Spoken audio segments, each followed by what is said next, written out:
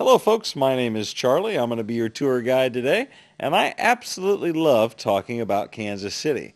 In fact, I think it's one of the best cities in the United States to take a trolley tour in.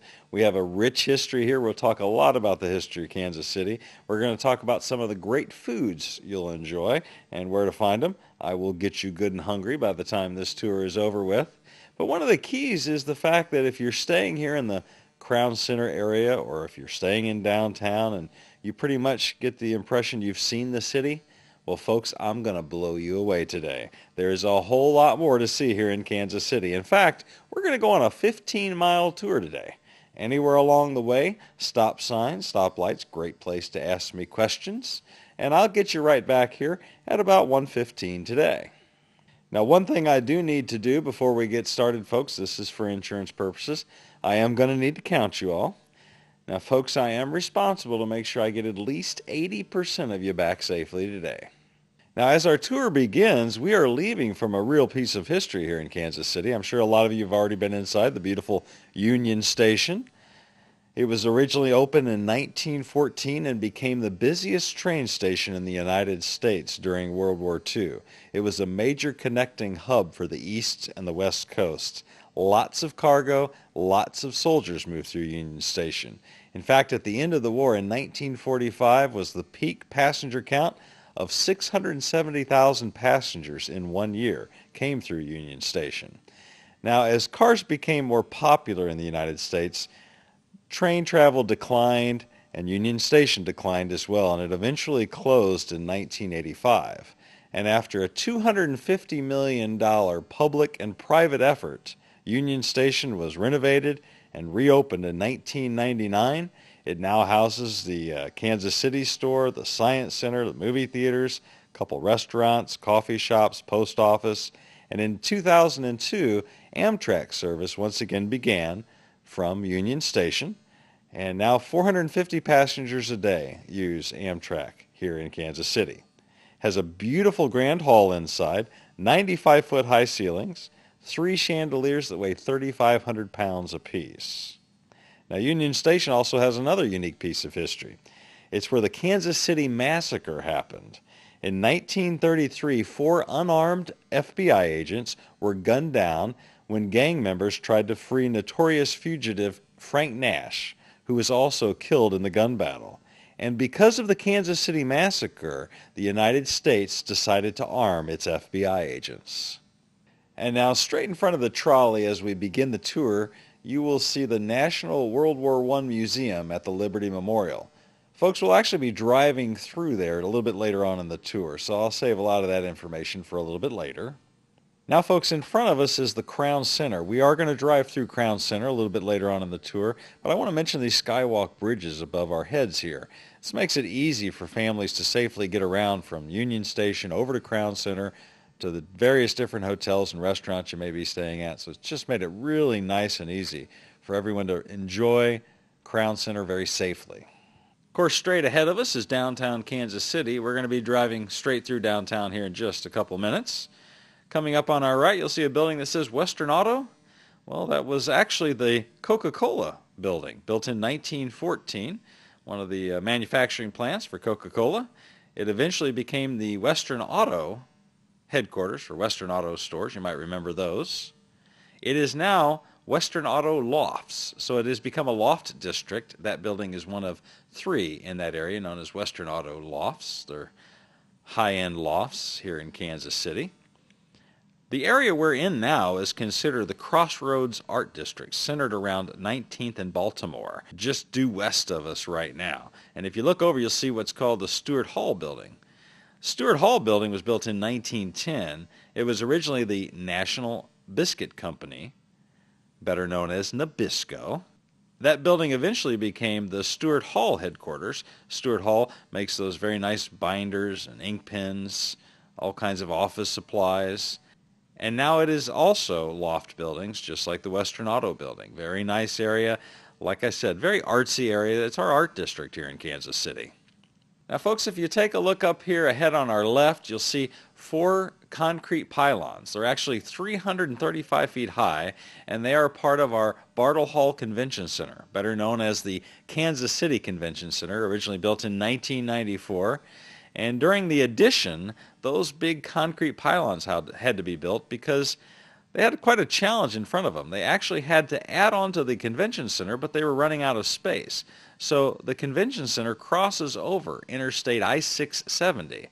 And by using those concrete pylons, they were able to suspend the convention center over I-670.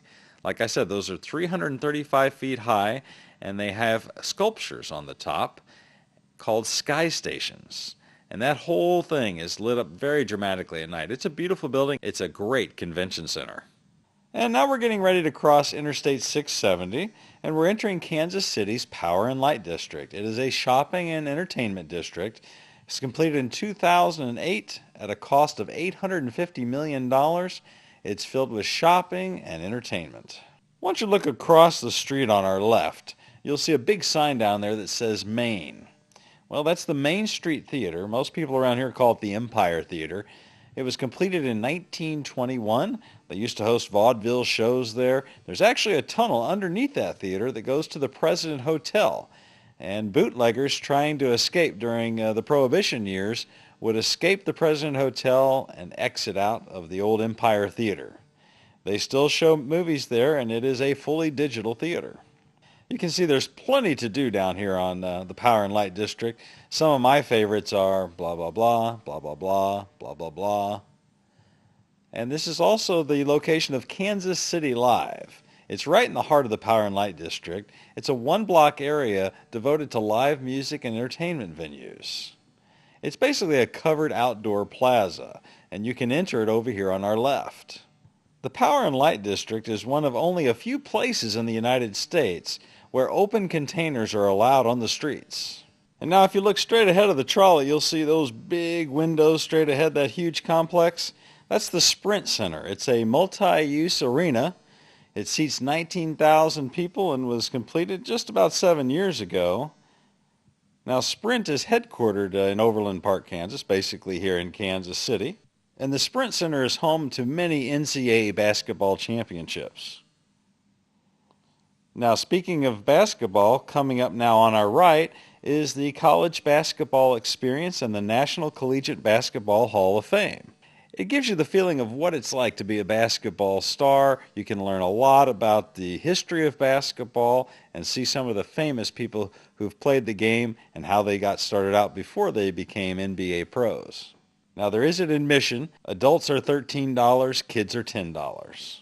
And now, folks, we're entering the legal district here in downtown Kansas City. Over here on our left is City Hall. It was built in 1937. It's 29 stories tall, and it's the fourth tallest city hall in the world.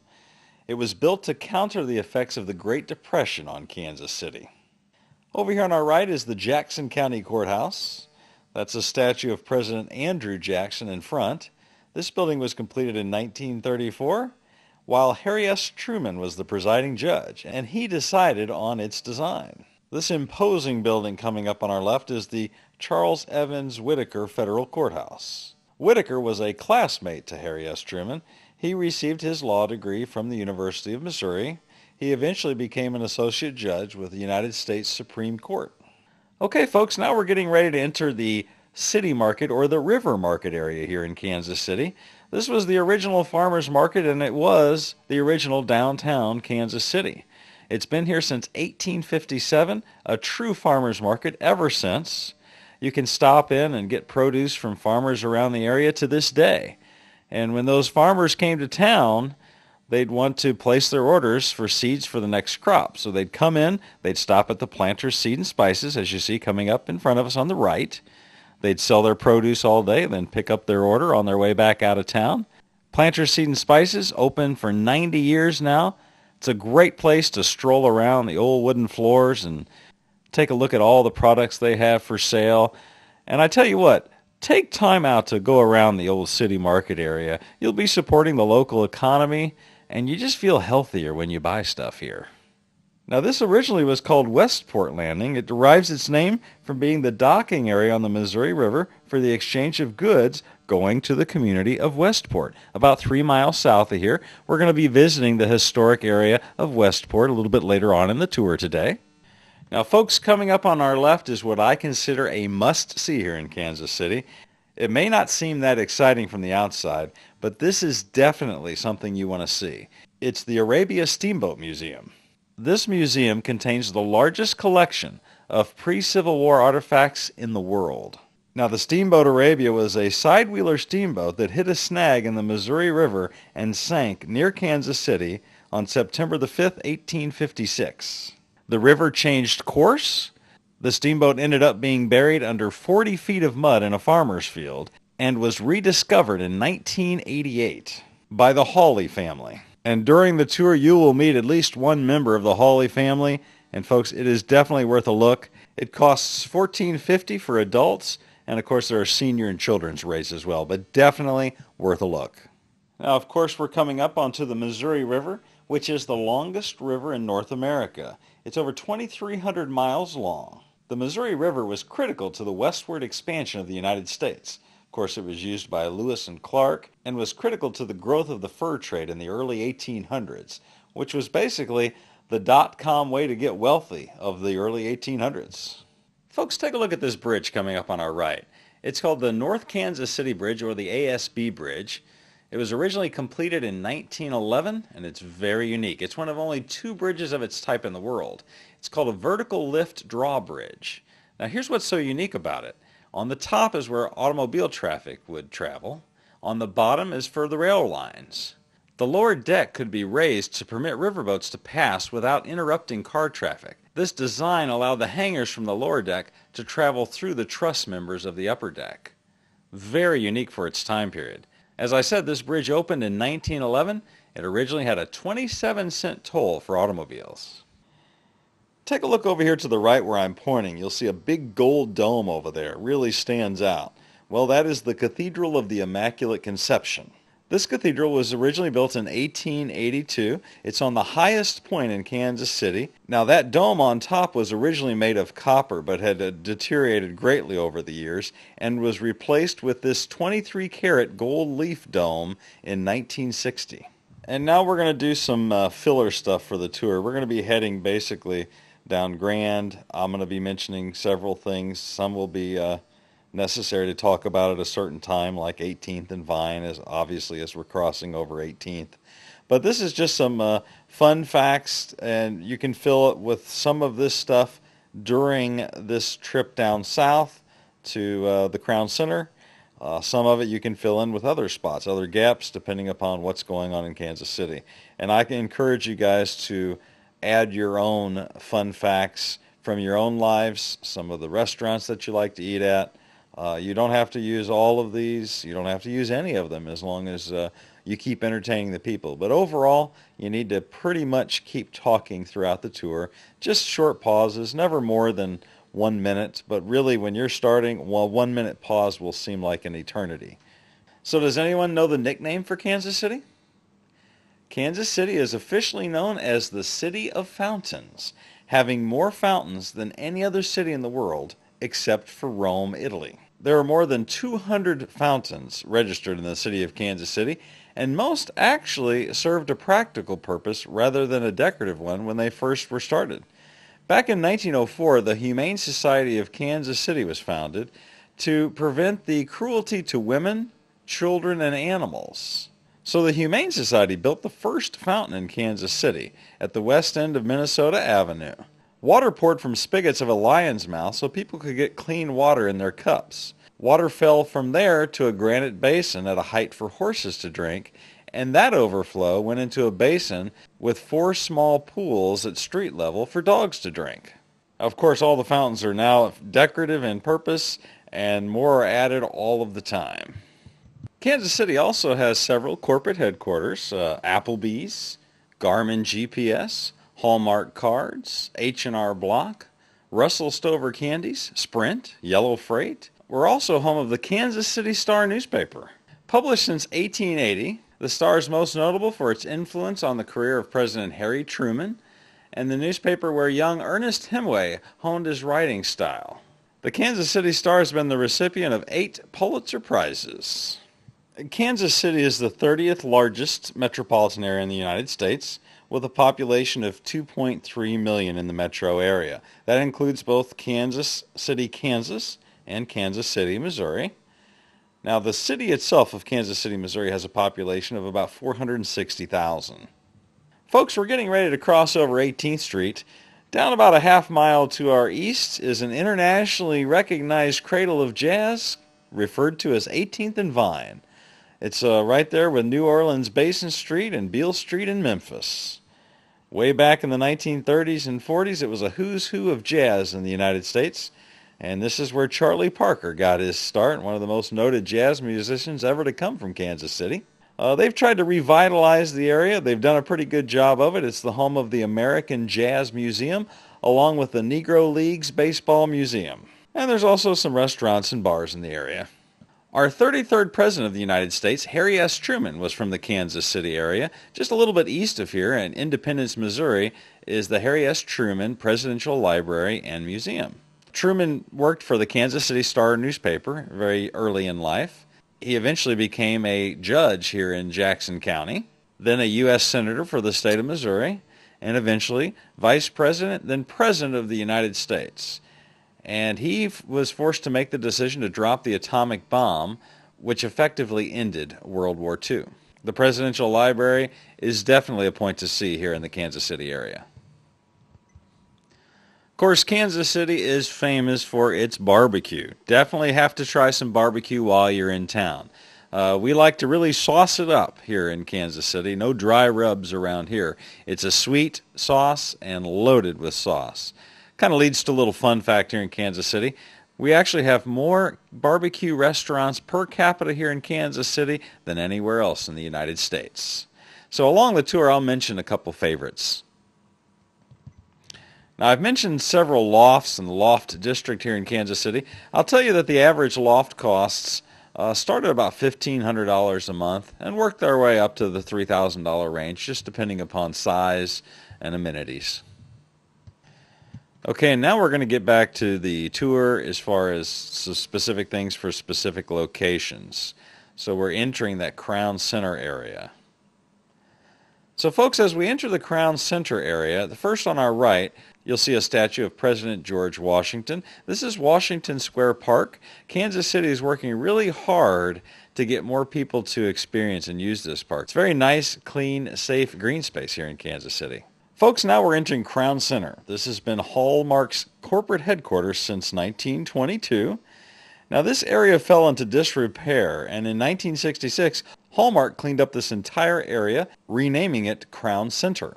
Here you can find the Legoland Discovery Center, which is a children's-based theme park. We also have a movie theater, the Sea Life Aquarium, the Hallmark Visitor Center. There's an outdoor ice skating rink in the wintertime. Kaleidoscope, which is a Hallmark artistic-based adventure for kids. There's lots of shopping opportunities, lots of restaurants inside, including the American Restaurant, which is a 4-star restaurant here in Kansas City. You can see the fountains. There's lots of public events that happen in this area throughout the summertime. You can literally spend the entire day and not get through all of Crown Center and what it has to offer. Coming up on our right is what's called a mathematical sculpture. It's called Triple Crown, of course, here in Crown Center. And now if you look ahead, you'll see the big tower on top of the hill. That is the National World War I Museum at Liberty Memorial. There you can ascend to the top of the 217-foot tall Liberty Memorial Tower that has a breathtaking view of downtown Kansas City. You can connect with soldiers from the First World War through their personal items. Folks, this is the National World War I Museum, and they do an excellent job of putting you back into World War I and what it was like for the families, for the soldiers, and what part it played in the history of our country and the world. Admission started $14 for adults. There's children's discounts, and all tickets are $7 a piece every Wednesday. So we're going to stop, and I'm going to let you stretch your legs, take a photo if you'd like. Now, this is only a 5-minute stop here at the World War I Museum. Then we need to get right back on the trolley again. And folks, this is where that whole 80% rule comes into effect. And now, folks, coming up ahead is the Federal Reserve Bank of Kansas City, and inside is the Money Museum. It's what they call a billion-dollar experience. It tells you how they make money and how they move money from place to place here in the United States, and you can test your strength by lifting a solid gold bar worth more than $500,000. Or you can place your photo in the center of a custom-designed currency that you can email home. So it's fun for kids and for adults. It's open Monday through Friday, 8:30 to 4:30, and it is absolutely free. Take a look coming up on our right as we enter Country Club Plaza. This is called the Neptune Fountain, and it is a favorite here in Kansas City. Miller Nichols purchased this 8,000-pound cast lead fountain for its weight in scrap metal. It was found on the top of a train car full of scrap metal by workmen at a salvage company. It was installed here in Country Club Plaza in the 1950s. This fountain was originally from England and cast in 1911. And now, folks, we're getting ready to enter the world-famous Country Club Plaza. Built by J.C. Nichols in 1922, and it was the first shopping area ever built designed to be reached by automobile. It was originally called Nichols Follies because it was about 4 miles south of downtown Kansas City, built on a hog farm. No one thought it would work out, but it worked out incredibly well and has been operational since the day it opened in 1922. It survived the Great Depression because it had 8 gas stations at the time. As you can see, Country Club Plaza was built with a Spanish theme. It has red roofs, plazas, and ornate towers. This is a 15-block district with over 180 retail stores and restaurants. Home to the Plaza Art Fair every September. It's a 3-day weekend celebrating food, music, and art. Also home to the famous Plaza Lights that start here every Thanksgiving all the way through mid-January. And folks, this place is beautiful when it's all lit up at night. This is also home to Plaza Live, which is a courtyard concert series held May through September, Thursdays through Sundays. You can hear live music of all sorts. This place just really comes to life on the weekends. Now, in 1977, Country Club Plaza was almost destroyed by a flood of Brush Creek. Several stores were destroyed, but they started rebuilding the next day. Of course, it's very easy to spend a whole lot of time here in Country Club Plaza. And of course, there's several banks here in the area. This is the headquarters of Commerce Bank, and they will be happy to up your debit card limit for a day here in Country Club Plaza. And now on our right, you will see Brush Creek. It's a tributary of the Blue River, which is a tributary into the Missouri River. This is a 10.5-mile long stream. Coming up on our right is a booth to where you can rent a gondola and a gondolier for the afternoon. Makes for a romantic evening here in Kansas City's Country Club Plaza. Now, just to give you an idea how serious the 1997 flood of Brush Creek was, 25 people died during that flood, and damage exceeded $66 million. Now, right here at Brush Creek, the Battle of Westport, sometimes referred to as the Gettysburg of the West, was fought on October the 23rd, 1864. This battle was the largest to be fought west of the Mississippi River, with over 30,000 soldiers engaged, and it was a decisive victory for the Union.